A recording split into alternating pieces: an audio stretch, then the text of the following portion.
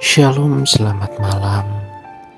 Bapak, Ibu, saudara-saudari yang terkasih, izinkan saya membaca 2 ayat untuk renungan malam ini. Saya cukup jarang membaca ayat Alkitab karena memang banyak hal ya. Renungan malam ini lebih ke arah perenungan, tetapi saya rasa untuk video kali ini saya harus membacakan ayatnya supaya Bapak Ibu paham konteksnya. 1 Korintus 4 ayat 1-2 dalam terjemahan baru begini bunyinya, demikianlah hendaknya orang memandang kami sebagai hamba-hamba Kristus yang kepadanya dipercayakan rahasia Allah, yang akhirnya dituntut dari pelayan-pelayan yang demikian ialah bahwa mereka ternyata dapat dipercayai. Bapak, Ibu, saudara-saudari yang terkasih dalam Tuhan, seorang pelayan Tuhan itu seharusnya bisa dipercayai. Ya, seorang pemimpin rohani misalnya, katakanlah majelis, ketua pemuda, ya, ketua kaum ibu, pendeta apalagi, itu haruslah seseorang yang bisa dipercaya. Kenapa?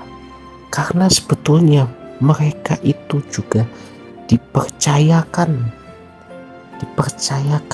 tanggung jawab, ya, tanggung jawab pelayanan, pekabaran Injil dan lain sebagainya.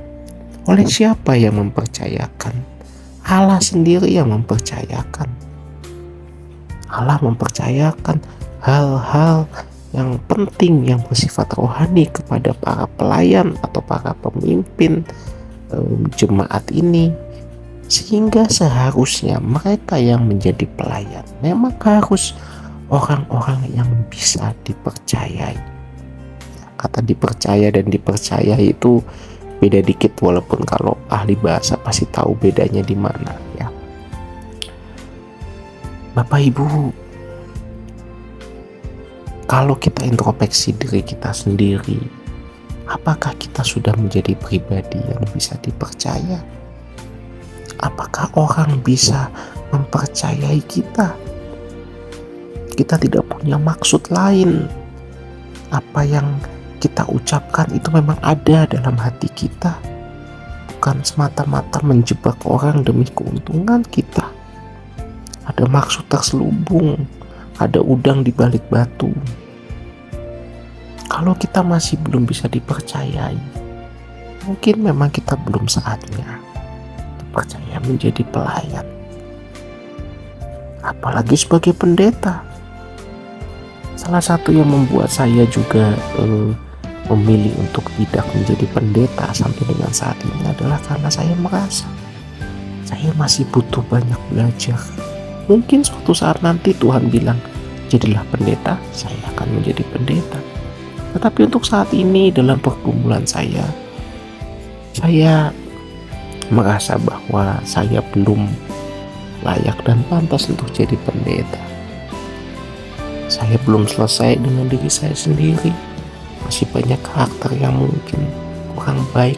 Dan kalau saya menjadi pendeta dengan karakter saya saat ini, bisa-bisa jemaatnya bukannya tambah baik, justru saya akan bawa mereka, akan menyesatkan mereka bisa-bisa.